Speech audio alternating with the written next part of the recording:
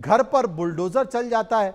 ये लोग सामाजिक ताना बाना तोड़ रहे हैं, महाराष्ट्र की मुंबई को तार तार कर रहे हैं, उसकी एकता अखंडता को बर्बाद कर रहे हैं।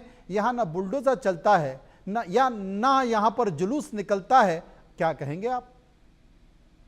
नहीं, बात करना या इस तरीके का सवाल भी उठाना एक कितने हद तक सही है मुझे पता नहीं है हम्म।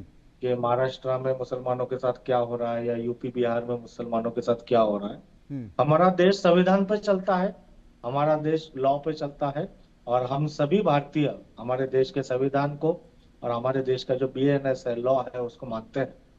अगर महाराष्ट्र में किसी भी शहर, किसी भी जिले में, सिर्फ मुंबई में ही नहीं, अगर लॉ एंड ऑर्डर कंट्रोल में नहीं है और पुलिस अपना काम निष्पक्षता से कर नहीं पा रही है, तो ये जिम्मेदारी गृह मंत्रालय की है। गृह मंत्रालय को उसके ऊपर स्ट्रिक्ट एक्शन लेना चाहिए। और अगर गृह मंत्रालय भी एक्शन नहीं ले पा रहा है, जिस तरीके से आपने बंदर दिखाया है कि तीसरा बंदर जो था जिसमें गवर्नमेंट ने कान बंद कर लिए, तो फिर गृह मंत्रालय के जो भी जिम्मेदार है उन्होंने राजीनामा देना चाहिए। और महाराष्ट्र का गृह मंत्रालय खुद सीएम के पास है, तो अगर सीएम उस लायक नहीं है तो उनको वो पदभार छोड़ देना चाहिए गृह मंत्रालय का, और किसी ऐसे इंसान को देना चाहिए जो लॉ एंड ऑर्डर संभाल सके।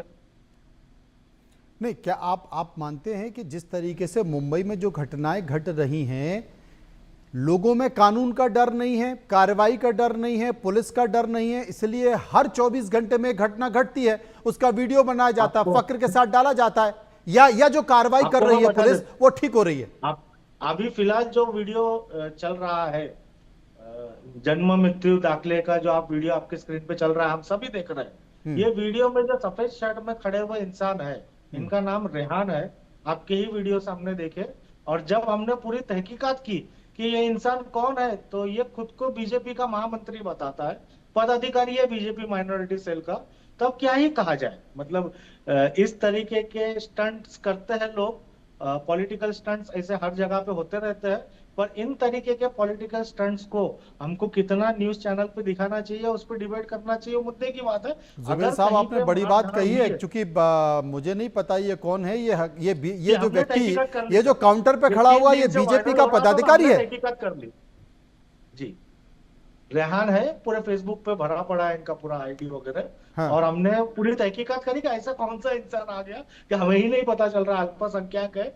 फिर पता चला कि बीजेपी के पेड वर्कर है। खैर वो तो समझो, वो उनका पॉलिटिकल स्टंट है, वो करते रहे। हम्म। अगर कहीं पे कोई मार धाड़ हुई है या कानून हाथ में लिया गया है, तो फौरन उसके ऊपर एफआईआर दर्ज होनी चाहिए, और पुलिस और गृह मंत्रालय को उसके ऊपर सख्त कार्रवाई करनी चाहिए, चाहे वो किसी भी मुद्दे पे हो। हम सिर्फ मराठी के मुद्दे पे नहीं करें, किसी भी मुद्दे पे किसी को भी ये हक और इख्तियार नहीं है कि वो कानून अपने हाथ में ले। और यहाँ पे कोई बनाना रिपब्लिक नहीं चल रही है, हम डेमोक्रेसी में रहते हैं। हाँ हाँ, हम मराठी के मुद्दे के लिए लड़ेंगे, संवैधानिक तौर पे लड़ेंगे, बड़े बड़े जन आंदोलन भी खड़े होंगे। अगर भाजपा अपनी आदतों से बाज नहीं आती है और ऐसे स्टंट्स करवाती है अपने कार्यकर्ताओं के थ्रू, तो बड़ा जन आंदोलन खड़ा होगा, और ये जन आंदोलन का जो रिजल्ट है वो वोटिंग में दिखेगा। पर किसी भी तरीके की हिंसा का कोई भी भारतीय समर्थन नहीं कर सकता है। राजलक्ष्मी जी, देख रही हैं आप, मतलब एक तरफ तो राज ठाकरे की पार्टी सड़कों पर लोगों को पीट रही है। उद्धव ठाकरे से जब पूछा गया, क्योंकि उद्धव ठाकरे तो बहुत ही शालीन व्यक्ति हैं, जब उनसे पूछा गया तो उन्होंने कहा मराठी का सम्मान तो करना पड़ेगा, और मराठी का सम्मान करवाने के लिए अगर कोई हमें गुंडा कहता है तो हमें गुंडा कहना पसंद है, कहलवाना पसंद है। और अभी जिस बात का जिक्र जुबेर साहब कर रहे हैं कि एक और वीडियो आया था जिसमें एक मुस्लिम महिला काउंटर पे पहुंची जन्म मृत्यु पंजीकरण के लिए, वहां पर एक व्यक्ति खड़ा हुआ था, जुबेर नाम बताया जा रहा है इसका, वो तो भारतीय जनता रेहान, पार्टी का कार्यकर्ता है, और भारतीय जनता रेहान पार्टी रेहान का नाम है। कार्यकर्ता पदाधिकारी वो इशू क्रिएट कर रहा है। वो पूछ रहा है कि मतलब मराठी बोलना जरूरी है क्या? ये देखिए खेल, समझ रहे हैं आप क्या है? मनोज जी, एक तो इस वीडियो की हमने मतलब किसी ने पुष्टि नहीं की है, हमको तो नहीं पता है। जुबेर साहब कर रहे अभी हैं। एक आपके एक पैनलिस्ट कह रहे हैं, तो इसके ऊपर से हम इसको सत्य नहीं मान सकते। इसको इसको आप जांच करिए, आप जर्नलिस्ट हैं, आप भी जांच कर जी। लीजिए। लेकिन मैंने ऐसे भी वीडियोस देखे हैं, मैं आपको कहती हूँ, बताती हूँ कि ये जो हिंदू मुस्लिम या अमीर गरीब, ये सब विषय कहाँ पर आ गए। ये मराठी और अमराठी के विषय में, ये मैं आपको बताती हूँ कि कुछ वीडियोस ऐसे भी आए हैं जहां पर ये मनसे के कुछ कार्यकर्ता जाते हैं कुछ मुस्लिम युवाओं के बीच में, और वहां पर कहते कि आपको मराठी में बात करनी होगी। तो वो जो मुस्लिम युवा है, उन्होंने उसकी मारपीट की और उसको उर्दू बुलवाया उससे। तो ये एक वीडियो चला रहे हैं और पूछ रहे हैं कि आप मतलब आपकी चलती नहीं है मुस्लिम युवाओं के सामने। और एक दूसरी वीडियो है जहां पर कुछ बॉलीवुड के अभिनेता हैं, जो उसमें से एक अभिनेता ये भी कहता है, और मनसे के मतलब जो वरिष्ठ नेताओं के सामने है ये सब जो है जैसे कुछ अभिनेता और कुछ डायरेक्टर्स वगैरह जो खड़े हैं, तो वो एक अभिनेता कहता है कि मैंने तो तैयारी की हुई थी मराठी में बात करने की, लेकिन मैं हिंदी में ही बात करना पसंद करूंगा, और वो हिंदी में बात करते हैं, और सभी अभिनेता जो है वो हिंदी में बात करते हैं। तो लोग पूछ रहे हैं कि ये जो मनसे के जो कार्यकर्ता हैं, उन्होंने उन अभिनेताओं से ये क्यों नहीं कहा कि आप हिंदी में क्यों बात कर रहे हैं, आप मराठी में क्यों नहीं बात कर, जबकि आपने तैयारी की हुई थी। और उन्होंने उस मुस्लिम इलाके में ये जाकर ये क्यों कहा, मतलब उर्दू में बात करना क्यों उन्होंने पसंद किया। तो ये सब जो है ये यहाँ से उत्पन्न हो रही है सब, क्योंकि ये जो गुंडागर्दी ये सब कर रहे हैं, वो खासकर उन्हीं इलाकों में कर रहे हैं जहां पर आप देखेंगे कि हिंदू आबादी ज्यादा है। तो वो उनको पता है कि जो उर्दू स्कूल है, जो उर्दू मदरसे हैं, उसमें वो जाकर के इस तरीके के तमाशे नहीं कर सकते, तो उनकी हिम्मत भी नहीं होगी ऐसे करने की। आपको भी पता है कि लॉ एंड ऑर्डर प्रॉब्लम हो जाएगी। और अभिनेताओं से क्यों नहीं कहते, वो बॉलीवुड में ये खास करके जाकर बताएं उन लोगों को, उनको भी कहें कि आप मराठी सिनेमा में आए, आप मराठी का प्रोत्साहन करें, तो वो क्यों नहीं कर रहे हैं। तो इसीलिए वो कहते हैं कि इन लोगों की बनती नहीं है, ये इन लोगों की चलती नहीं है अमीरों के सामने, इन लोगों की चलती नहीं है कुछ खास धर्मों के सामने। वहां पर जाकर ये ऐसा नहीं करेंगे, ये चुन चुन कर सिर्फ उन्हीं लोगों के सामने अपनी दादागिरी दिखाएंगे जहां पर उनको पता है कि उनकी चलेगी। लेकिन उनकी एक्चुअल जो उनकी मंशा है वो ये नहीं है कि मराठी का प्रोत्साहन करें, उनका ये केवल और केवल इलेक्शन का एजेंडा है। तो ये कहने की बात कर रहे हैं ये, तो इनका इनका ये तो यही दर्शा रहे हैं कि ये देखिए हमको सबको मराठी आनी चाहिए, लेकिन इसका मतलब ये नहीं कि आप गुंडागर्दी करें।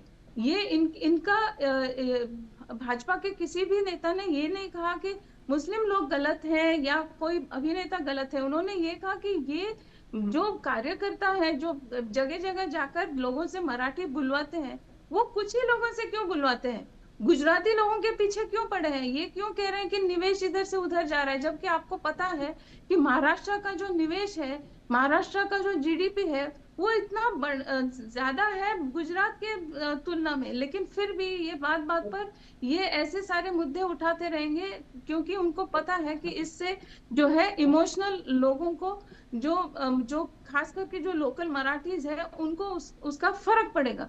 तो उनको पता है कि इससे इमोशनल एक इम्पैक्ट पड़ेगा।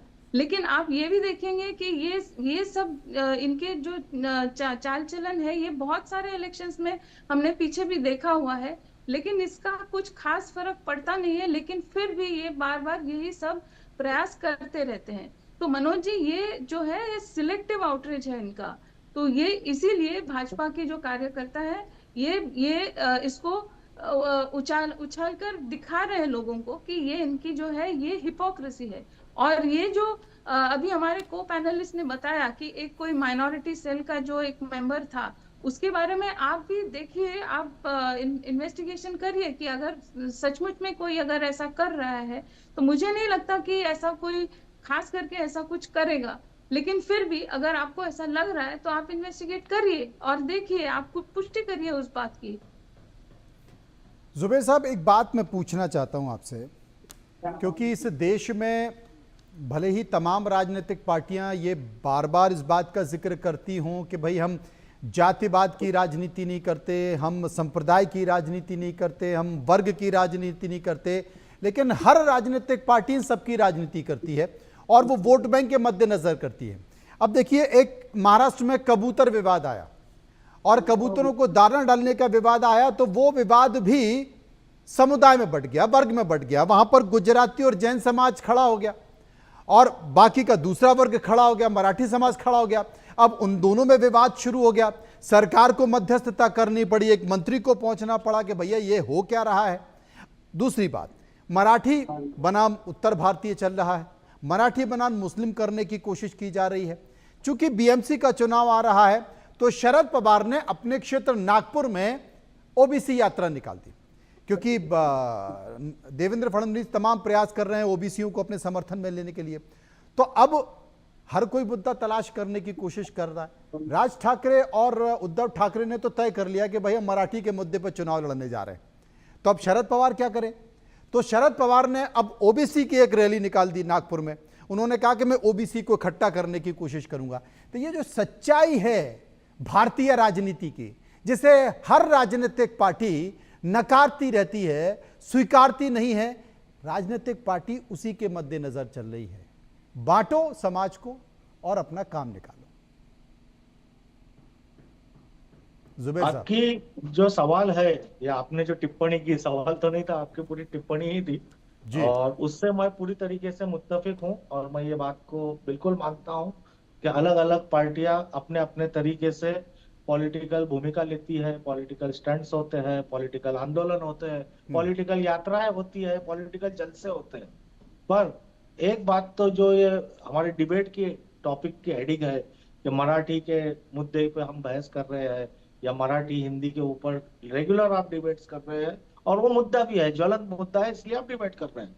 ये एक बात तो साफ है कि महाराष्ट्र में आपको सियासत करना है, महाराष्ट्र में आपको सियासी गलियारे में अपनी हुकूमत रखनी है, तो आपको मराठी का मुद्दा साथ में लेके चलना है। और यही वजह थी कि जो बिल लाया गया और जिस बिल के खिलाफ में, जो थर्ड लैंग्वेज हिंदी का बिल लाया गया और जिस बिल के खिलाफ में ये सब मुद्दा उठा, उस बिल को घबरा करके बिल्कुल ही बैकफुट पे जा करके गवर्नमेंट ने 10 दिन के अंदर ही वापस ले लिया, मतलब इम्प्लीमेंट करने से ही पहले ही वापस ले लिया।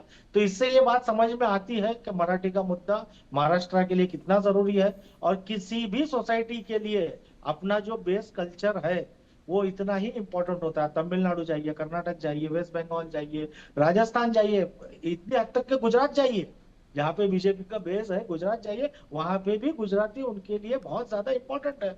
रही बात कि महाराष्ट्र के अंदर कोशिश की गई कि मराठी बनाम मुसलमान करने की कोशिश की गई, जो अक्सर बीजेपी के लोग करते रहते हैं, पर ये कोशिश में पिछले 15 दिनों में पूरी तरीके से नाकाम हुए हैं और आगे भी चल करके वो नाकाम होंगे।